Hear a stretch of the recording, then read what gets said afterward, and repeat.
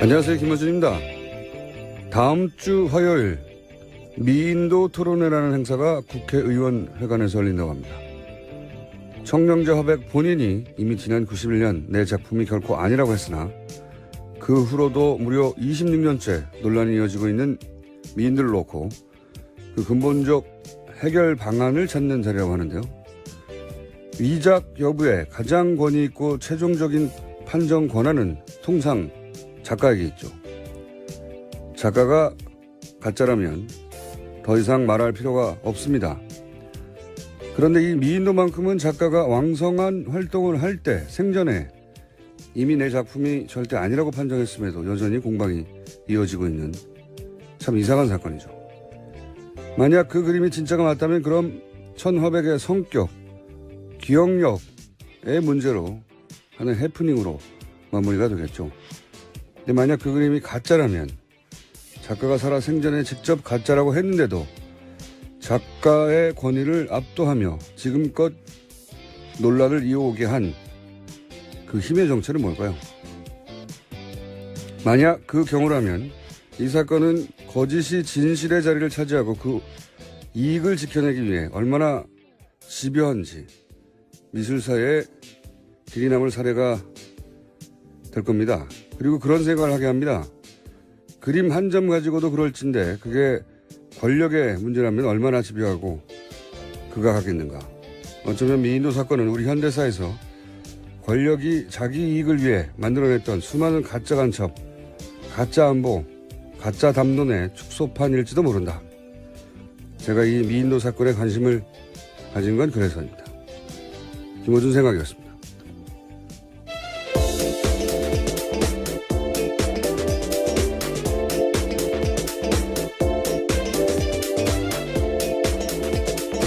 시사인의 김은지입니다. 네. 김은지 기자도 이 미인도 사건을 아시죠? 네, 알고 있죠. 이상한 사건이에요. 이렇게까지 관심을 가지실 줄은 몰랐습니다. 아니 이제 너무 오래됐잖아요. 그리고 특이한 지점은 작가가 살아 생전에 왕성한 활동을 하고 기억력에도 아무 문제가 없을 때 내 그림은 아니다. 그러면 보통 끝나거든요. 이 위작 논란은 작가가 사망한 이후에 보통 일어나는데 예, 이상한 사건이에요. 그래서 물론 기억력의 문제거나 성격의 문제일 수도 있지만 또 한편으로 만약에 진짜로 위작이라고 하면 26년간 작가가 아니라는데도 그걸 덮어왔지 않습니까? 뒤엎어왔지 않았습니까? 굉장한 힘이죠. 그 힘이 뭔가 저는 궁금해서 계속 관심을 가지고 있습니다. 자, 이제 조만간 판결이 날 것도 같아요. 이제 국회에서도 관심을 가지고. 예. 자, 첫 번째 뉴스는요?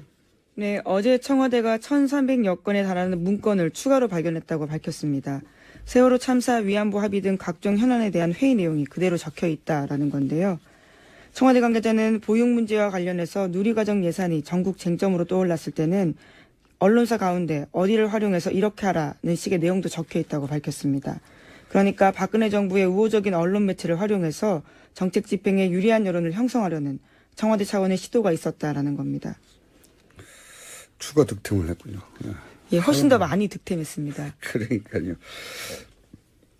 이게 이제 이걸 보면서 이런 생각이 들어요. 뭐랄까요. 공무원적 일처리 방식의 긍정적 효과라고 할까요? 의도치 않았던. 자기 책임 범위, 예? 자기 책상, 그 범위를 벗어나지 않으려고 하는 공무원들의 성향이 있거든요. 사업을 하는 사람들하고는 전혀 다른데, 아마도, 예를 들어서 보직이나, 여러 가지 이동이 있을 때 과거 캐비넷에 들어있던 것, 이거는 있거나 방치된 게 이제 나온 것 같은데, 한 번에 파쇄하라고 했을 때도 자기 책상, 예. 자기 캐비넷, 그걸 벗어나지 않았던 거죠. 예. 그래서 네. 애매모호한 책상이나 애매모호한 캐비넷이 있었을 거 아닙니까? 예. 그건 내게 아니니까. 네, 어제 발견된 곳도 정무수석실 현재로 쓰고 있는 사무실인데 과거에는 정부 정책조정수석실 산하 기획비서관이 쓴 곳이라고 합니다. 그러니까 업무 범위가 조금씩 달라지면서 해당 캐비넷을 안 건드렸을 가능성도 있습니다. 자리가 바뀌거나. 예. 그러니까 남아있는 거를 다 없애버려 라고 지시를 했다 하더라도 그 남아있는 걸 다, 그 다는 공무원들 마인드에는 내 앞에 있는 거 다거든요. 예. 그 건물에 있는 게 다가 아니라. 만약에 이게 사기업이었고 혹은 벤처기업이었고 다 없애버리라고 했다면 다 뒤졌을 거예요. 예. 공무원적 마인드의 긍정적. 예. 얘기치 않았던 긍정적 효과였다. 예. 그렇게밖에 설명이 될 수 없죠. 이렇게 많이 나온 거는 한두 건도 아니고. 네, 오늘까지 계속 조사하겠다고 했으니까요. 추가로 또 뭔가 발견될 가능성도 있습니다. 지금까지 나온 게 이제 한 1,000 몇백 건인가. 예, 어제 1,300건이었고요. 또 지난주 금요일에 300건이었으니까 합치면 1,600건 정도 됩니다. 2,000건이 될 수도 있겠네요. 예. 건수가 중요한 게 아니라 당시가 지금 이 문서가 작성된 기간으로 파악되는 이 당시가 최순실 게이트가 막 점화되는 시점. 예. 그리고 우병우 전 민정수석 일했던 시점이거든요. 예. 네, 2015년 3월 2일부터 2016년 11월 1일까지 어제 발견된 것들은 시점이 그렇습니다. 그러니까요. 그래서 지금 국정농단으로 이제 문제시되고 있는 뭐 삼성 경영권 승계 문제나 블랙리스트나 위안부 문제나 세월호 국정교과서 이런 논의가 한참 있을 때였고 청와대 내에서 그러다 보니까 관련 내용이 우수수 터지고 있어요. 예. 네, 그런 내용 다 쓰여 있다라는 겁니다.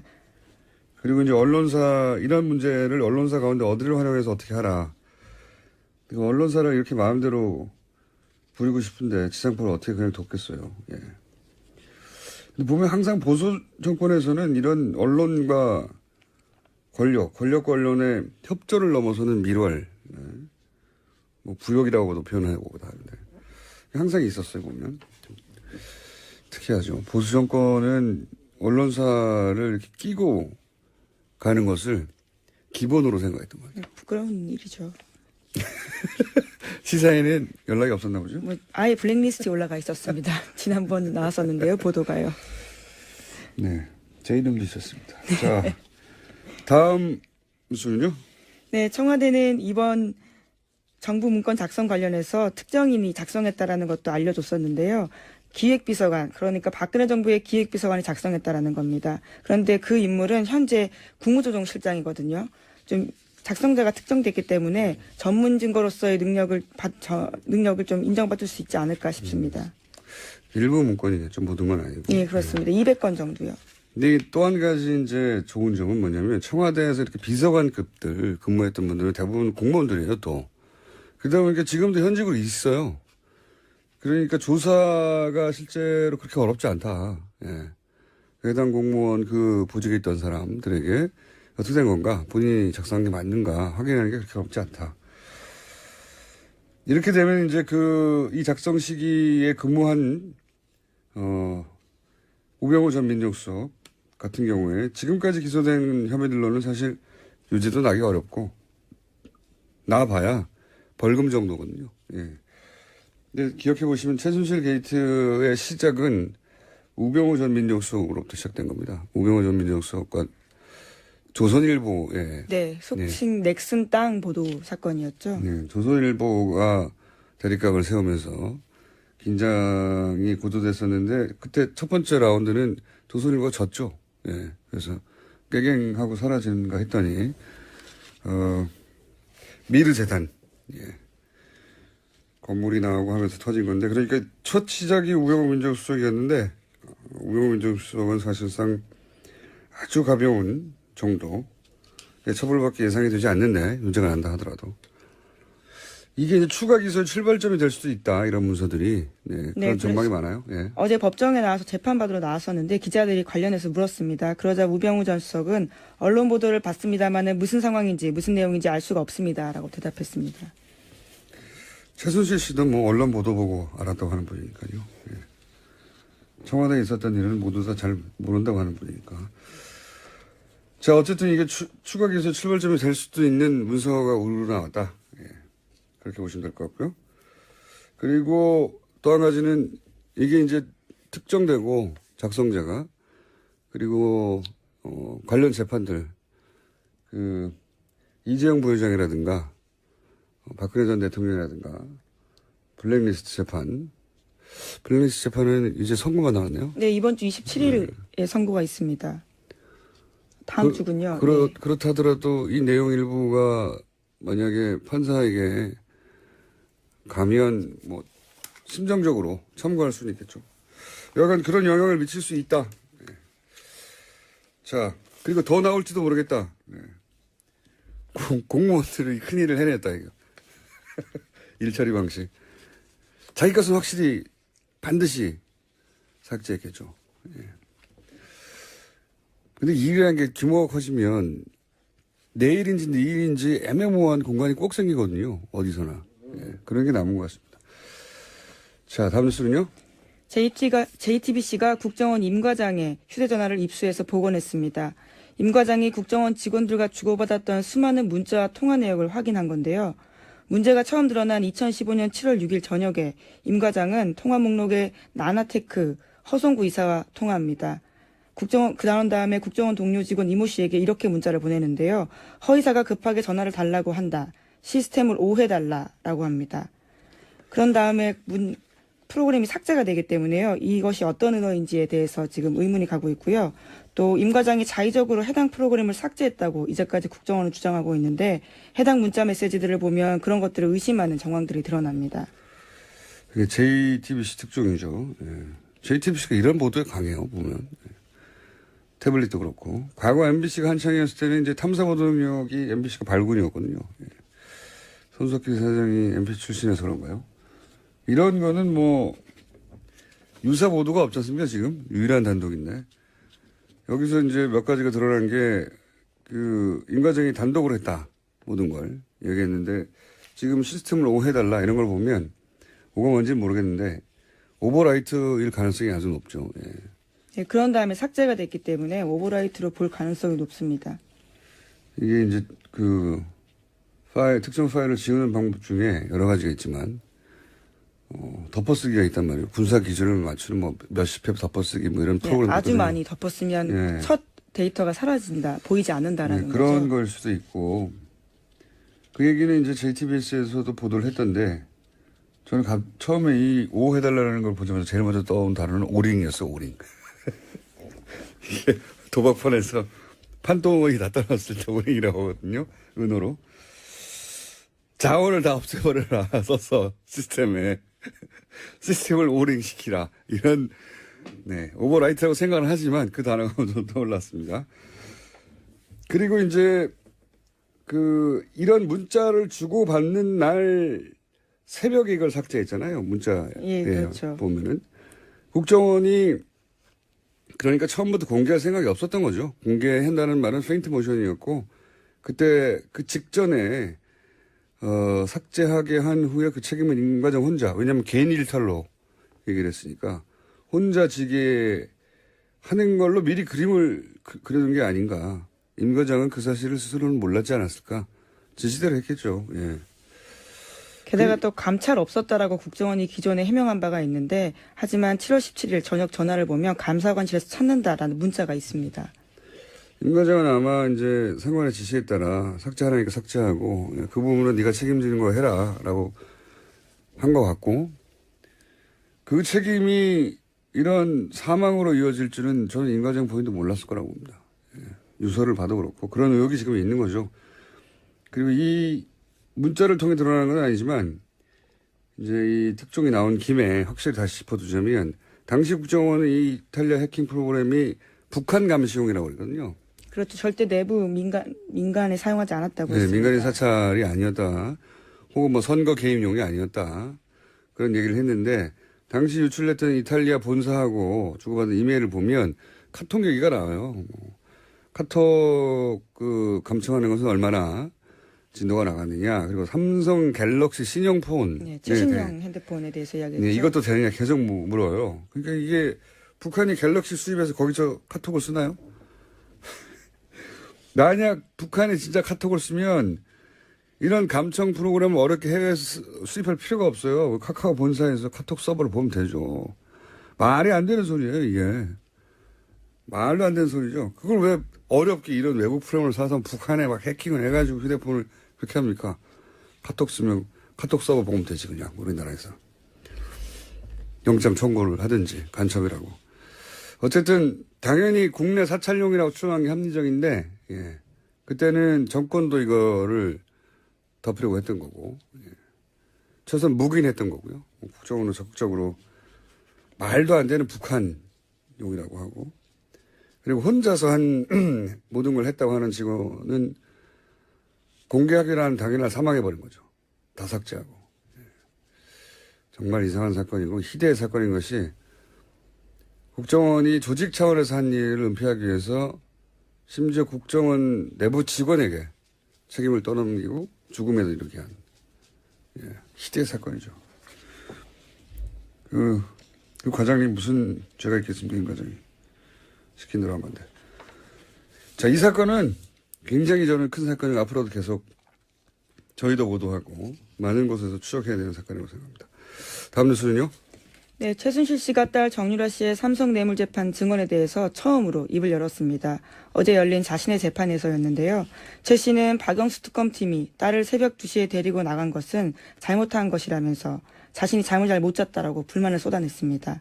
또 정유라 씨가 삼성 재판에 출석한 것에 대해서 최순실 씨는 특검의 협박으로 2살짜리 아들을 두고 나간 거다라고 주장했습니다. 뭐 최순실 씨 입장에서 이렇게 말할 수밖에 없죠. 그러니까 CCTV를 공개하지 말았어야 된다니까요. 그 차를 향해서 그렇게 향해서 뛰어가는 것을 보고 보쌈이라고.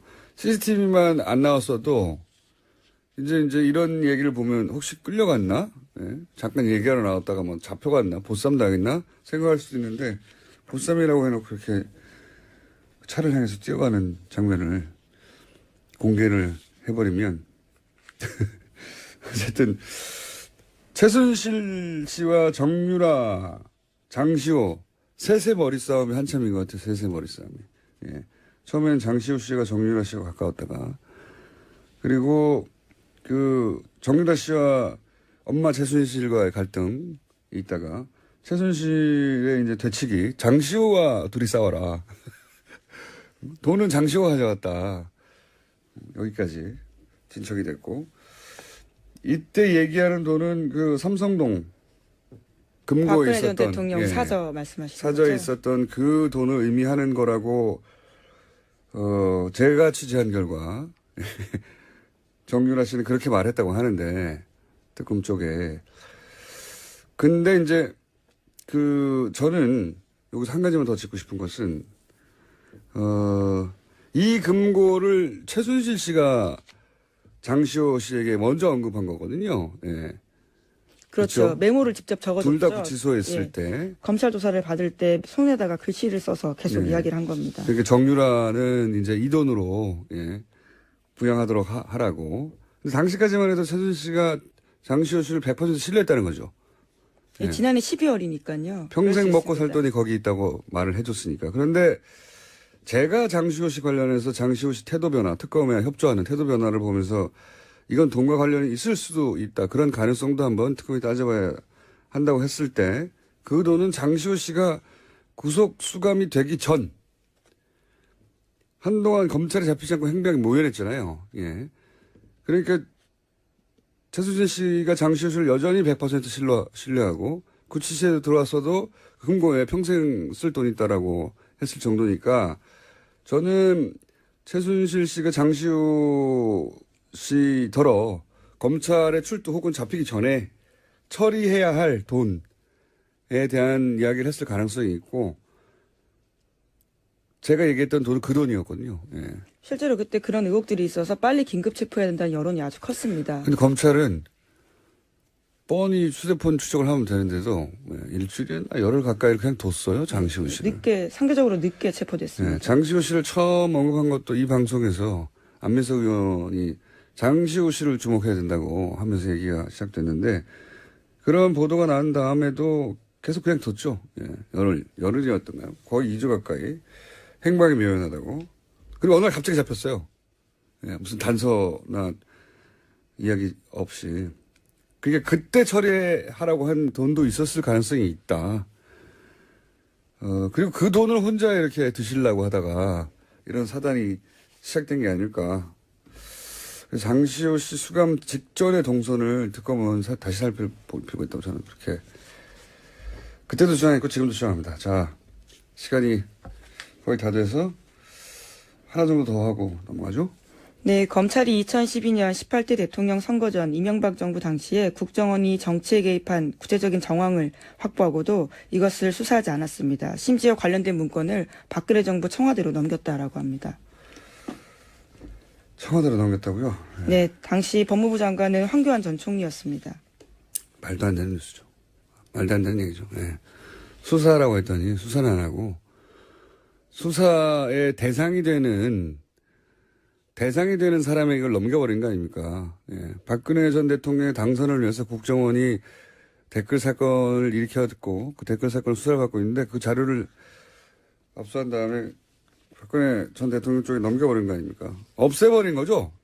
말하자면. 당사자가. 그렇죠. 원본 그대로 청와대에 준 거니까요. 예. 이거는 댓글 수사팀에 보냈어야 되는 거죠? 윤석열 팀이나 최동욱 전 검찰총장에게 보냈어야 할 게 글로 안 가고 청와대로 갔다는 얘기입니다. 이걸 누가 결정했겠어요? 예. 당시 검찰이 이걸 압수수색한 다음에 넘기려면 검찰총장 아니면 법무부 장관이겠죠. 그렇죠. 직접 지휘를 하니까요. 네. 당시 법무부 장관이 황교안 법무부 장관. 검찰총장이 누구였죠? 2013년이었으면 최 총장 때입니다. 최동호 총장이요? 최동호 총장은 몰래 넘겼다니. 그리고 이제 김진태 총장으로 바뀌게 된 시점인데 언제 넘겼는지는 정확하게 특정되어 있지는 않습니다. 이 사건도 사실은 다시 수사할 만한, 누가 넘겼는지 따져서 수사할 만한 사건이고요.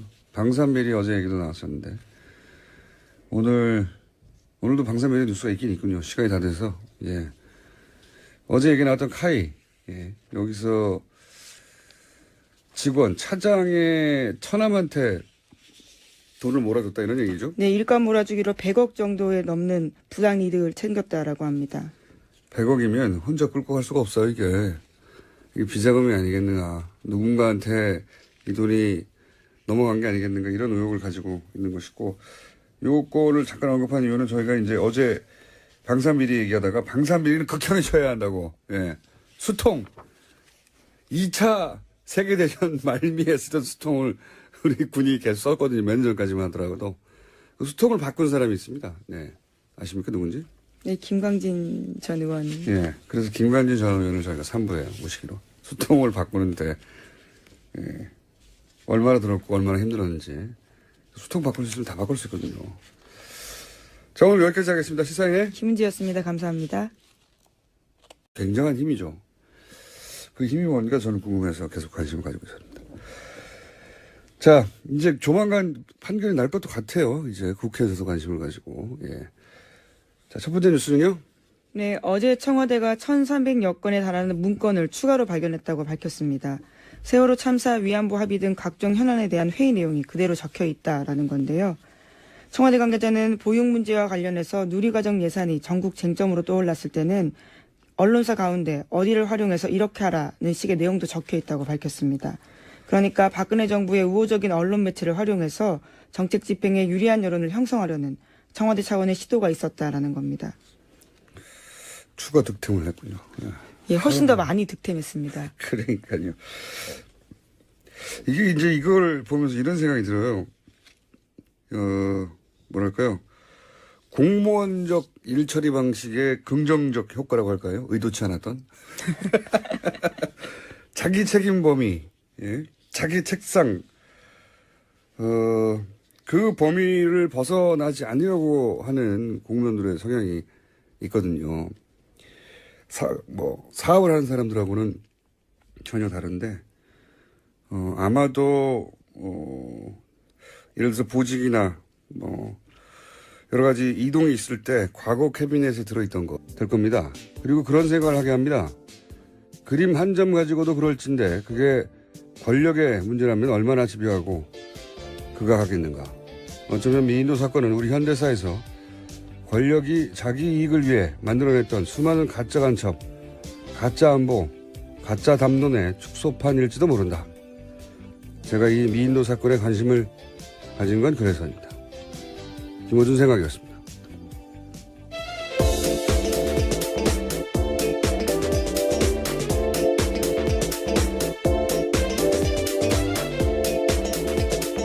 시사인의 김은지입니다. 김은지 기자도 이 미인도 사건을 아시죠? 네, 알고 있죠. 이상한 사건이에요. 이렇게까지 관심을 가지실 줄은 몰랐습니다. 아니 이제 너무 오래됐잖아요. 그리고 특이한 지점은 작가가 살아 생전에 왕성한 활동을 하고 기억력에도 아무 문제가 없을 때 내 그림은 아니다. 그러면 보통 끝나거든요. 이 위장 논란은 작가가 사망한 이후에 보통 일어나는데 예, 이상한 사건이에요. 그래서 물론 기억력의 문제거나 성격의 문제일 수도 있지만 또 한편으로 만약에 진짜로 위작이라고 하면 26년간 작가가 아니랬는데도 그걸 덮어왔지 않습니까? 뒤엎어왔지 않았습니까? 안녕하세요. 김어준입니다. 다음 주 화요일 미인도 토론회라는 행사가 국회의원회관에서 열린다고 합니다. 청명제 화백 본인이 이미 지난 91년 내 작품이 결코 아니라고 했으나 그 후로도 무려 26년째 논란이 이어지고 있는 미인들을 놓고 그 근본적 해결 방안을 찾는 자리라고 하는데요. 위작 여부에 가장 권위 있고 최종적인 판정 권한은 통상 작가에게 있죠. 작가가 가짜라면 더 이상 말할 필요가 없습니다. 그런데 이 미인도만큼은 작가가 왕성한 활동을 할 때 생전에 이미 내 작품이 절대 아니라고 판정했음에도 여전히 공방이 이어지고 있는 참 이상한 사건이죠. 만약 그 그림이 진짜가 맞다면 그럼 천화백의 성격, 기억력의 문제로 하는 해프닝으로 마무리가 되겠죠. 근데 만약 그 그림이 가짜라면 작가가 살아 생전에 직접 가짜라고 했는데도 작가의 권위를 압도하며 지금껏 논란을 이어오게 한 그 힘의 정체는 뭘까요? 만약 그 경우라면 이 사건은 거짓이 진실의 자리를 차지하고 그 이익을 지켜내기 위해 얼마나 집요한지 미술사에 길이 남을 사례가 이거는 있거나 방치된 게 이제 나온 것 같은데 한 번에 파쇄하라고 했을 때도 자기 책상, 자기 캐비넷 그걸 벗어나지 않았던 거죠. 그래서 네. 애매모호한 책상이나 애매모호한 캐비넷이 있었을 거 아닙니까? 그건 내게 아니니까. 네, 어제 발견된 곳도 정무수석실 현재로 쓰고 있는 사무실인데 과거에는 정부 정책조정수석실 산하 기획비서관이 쓴 곳이라고 합니다. 그러니까 업무 범위가 조금씩 달라지면서 해당 캐비넷을 안 건드렸을 가능성도 있습니다. 자리가 바뀌거나. 예. 그러니까 남아있는 거를 다 없애버려 라고 지시를 했다 하더라도 그 남아있는 걸 다, 그 다는 공무원들 마인드에는 내 앞에 있는 거 다거든요. 그 건물에 있는 게 다가 아니라. 만약에 이게 사기업이었고 혹은 벤처기업이었고 다 없애버리라고 했다면 다 뒤졌을 거예요. 공무원적 마인드의 긍정적 예기치 않았던 긍정적 효과였다. 그렇게밖에 설명이 될 수 없죠. 이렇게 많이 나온 거는 한두 건도 아니고. 네, 오늘까지 계속 조사하겠다고 했으니까요. 추가로 또 뭔가 발견될 가능성도 있습니다. 지금까지 나온 게 이제 한 1,000몇백 건인가? 어제 1,300건이었고요. 또 지난주 금요일에 300건이었으니까 합치면 1,600건 정도 됩니다. 2,000건이 될 수도 있겠네요. 건수가 중요한 게 아니라 당시가 지금 이 문서가 작성된 기간으로 파악되는 이 당시가 최순실 게이트가 막 점화되는 시점. 그리고 우병우 전 민정수석 일했던 시점이거든요. 네, 2015년 3월 2일부터 2016년 11월 1일까지 어제 발견된 것들은 시점이 그렇습니다. 그러니까요. 그래서 지금 국정농단으로 이제 문제시되고 있는 뭐 삼성 경영권 승계 문제나 블랙리스트나 위안부 문제나 세월호 국정교과서 이런 논의가 한참 있을 때였고 청와대 내에서 그러다 보니까 관련 내용이 우수수 터지고 있어요. 네, 그런 내용 다 쓰여 있다라는 겁니다. 그리고 이제 언론사, 이런 문제를 언론사 가운데 어디를 활용해서 어떻게 하라. 그리고 언론사를 이렇게 마음대로 부리고 싶은데 지상파를 어떻게 그냥 뒀겠어요. 예. 근데 보면 항상 보수 정권에서는 이런 언론과 권력과 언론의 협조를 넘어서는 밀월, 예. 뭐 부역이라고도 표현하고 하는데 항상 있었어요 보면. 특이하죠. 보수 정권은 언론사를 이렇게 끼고 가는 것을 기본으로 생각했던 거예요. 부끄러운 일이죠. 시사에는 연락이 없었나 보죠?